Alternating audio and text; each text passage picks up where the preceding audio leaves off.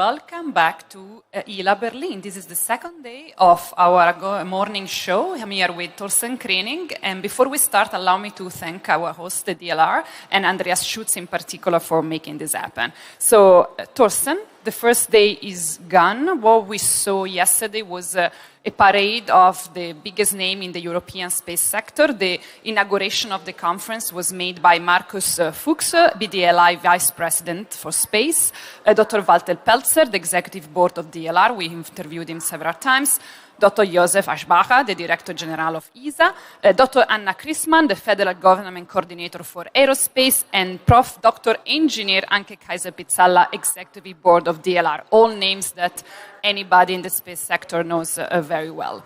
So what is, in your opinion, the most important takeaways from this opening ceremony? Thank you, and good morning, everyone. And of course, it was the Ariane 6 announcement, or as Dr. Aschbacher posted this on X or on LinkedIn, Habemos Ariane 6. I think that was very nice. So, for all of you, mark the 9th of July in your calendar for the maiden flight. And in the press briefing yesterday, I took the liberty to ask the what-if question. So, what if, as all will go nominal and a great success, we will see, and that's very important, the first commercial flight of Ariane 6 by end of 2024, leading up to a cadence of about 9 flights per year. For the other case, we will be further depending on others, obviously.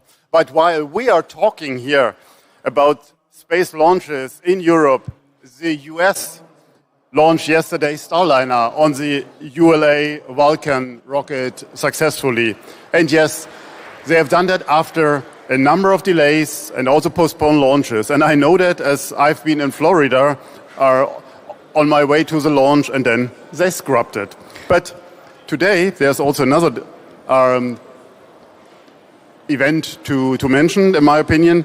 We might see Starship, next test flight number 4 today.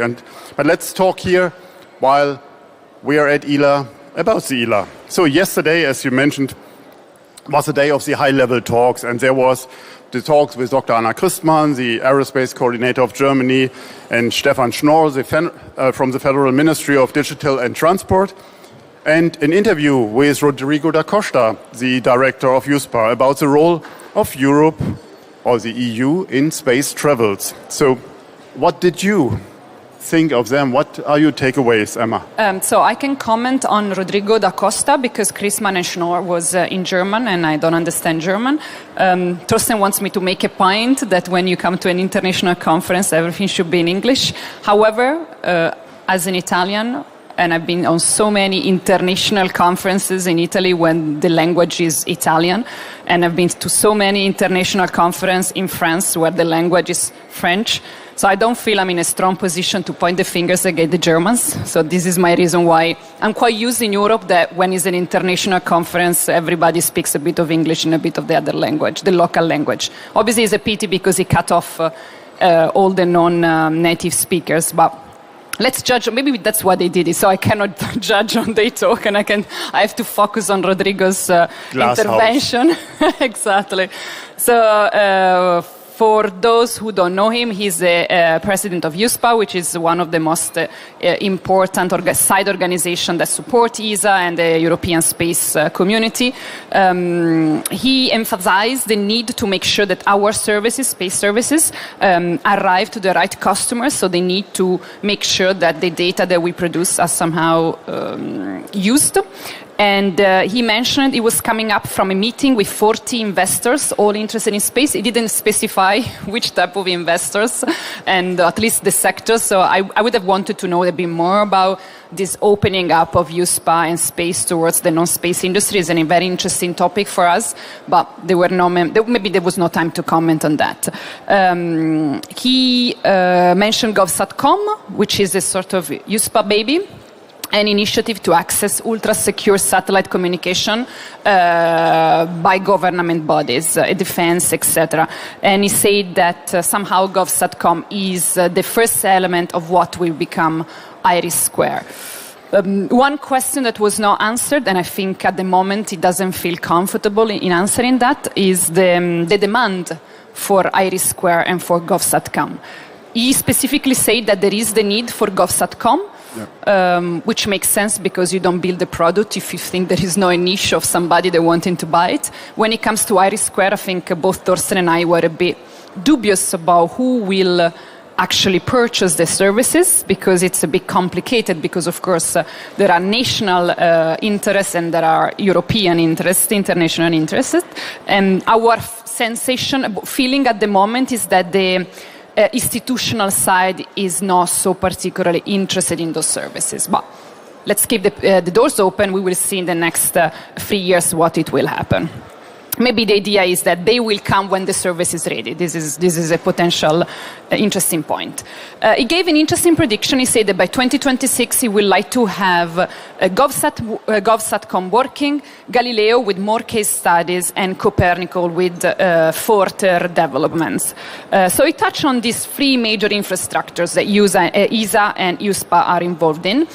I would say that the importance of his statement lies in the timestamp, in this continuity of these 3 projects. So we will follow the evolution of these 3 big projects for Europe, and we will see where USPA and ESA will take them, how they will develop, how they will interact, especially when IRIS² becomes a reality.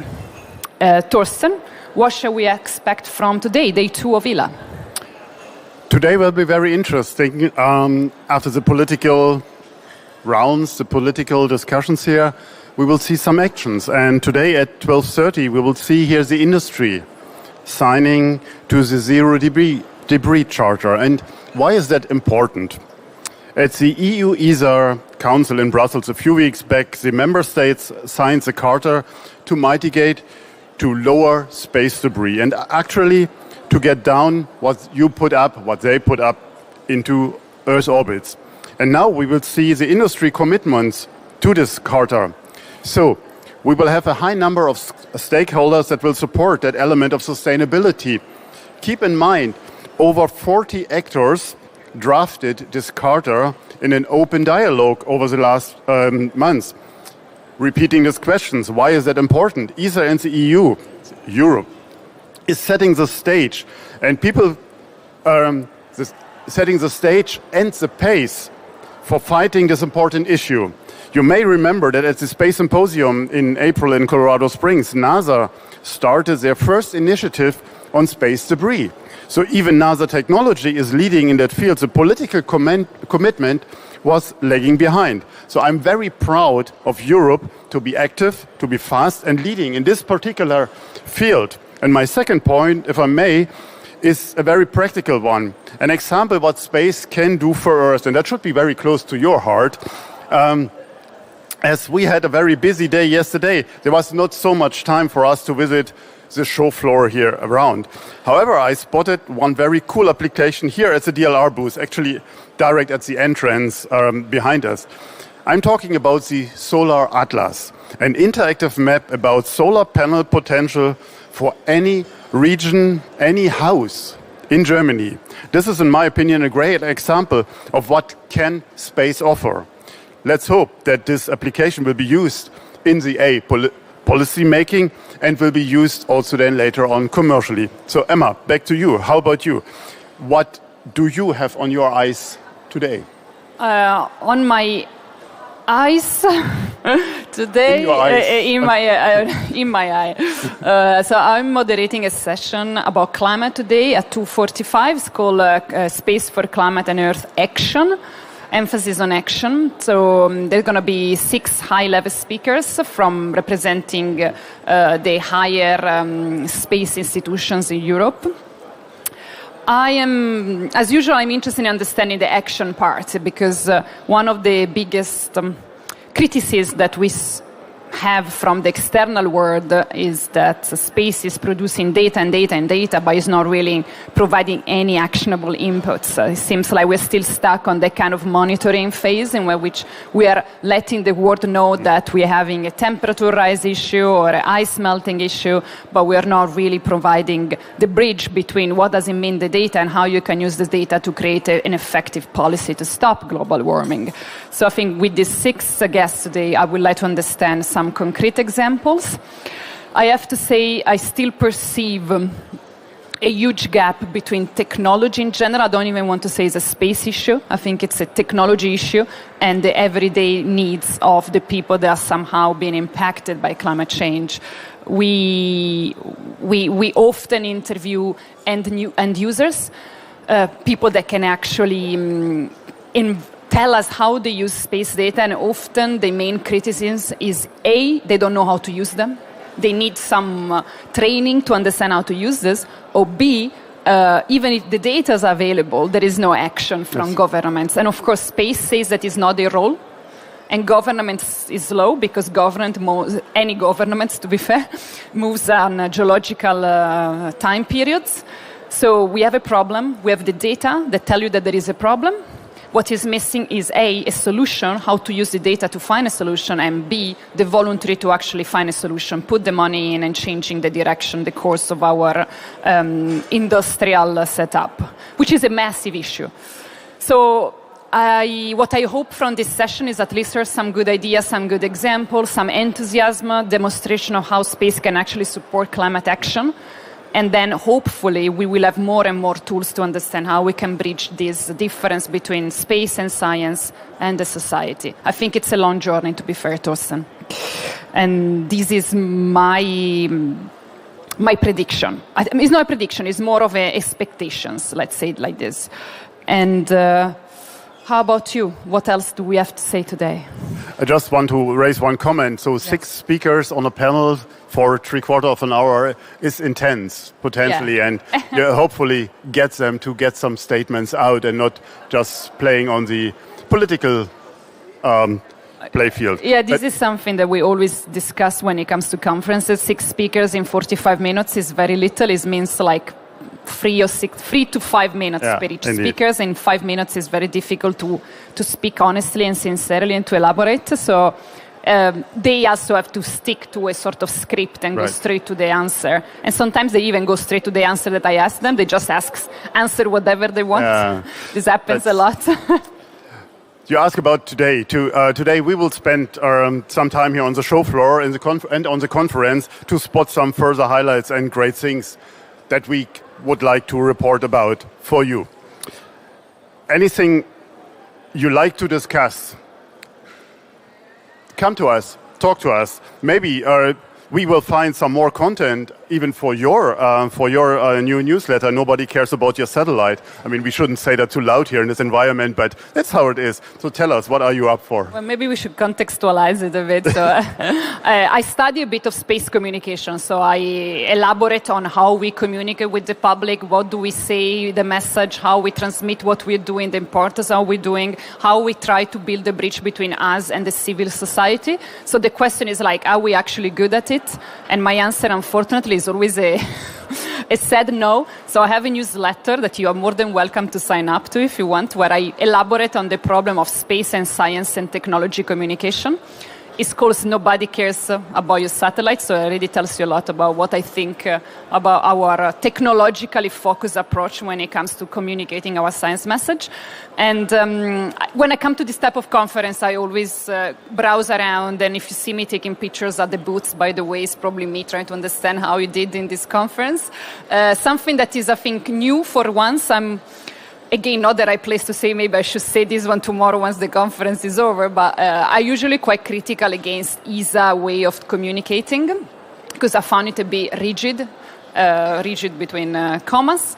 But I have to say this time they just distributed this new branded map, and I kind of like the colors and I kind of like the new visibility, and it seems there has been a change in ESA and how they're deciding to communicate, even graphically.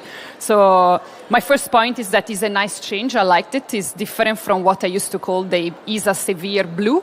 The only thing that I have to say is that this morning I was passing in front of the OHB stand that is just behind us, and the OHB logos and colors are very similar to the ESA's new graphics. So I don't know what's going on. I don't know. Maybe it's the same artist. Maybe it's artistic contamination, which is totally fine. I just put a question point. They're both nice. I like both of them. So a thumbs up to both of them. They just look quite similar in a sort of way. I don't know. Maybe it's the same person. Maybe that's from the marketing combinat we have here. However, so that's from us from this morning here at the second day of the ILA 2024 in Brandenburg. And as Emma mentioned, if you're around, don't miss her panel in the Space Pavilion at 2:30. And we don't have any other broadcast for you today, but tomorrow will be very intense. But more about that tomorrow. Enjoy your day here at the ILA or at home. And for today, SpaceWatch out. Thank you very much. Thank you.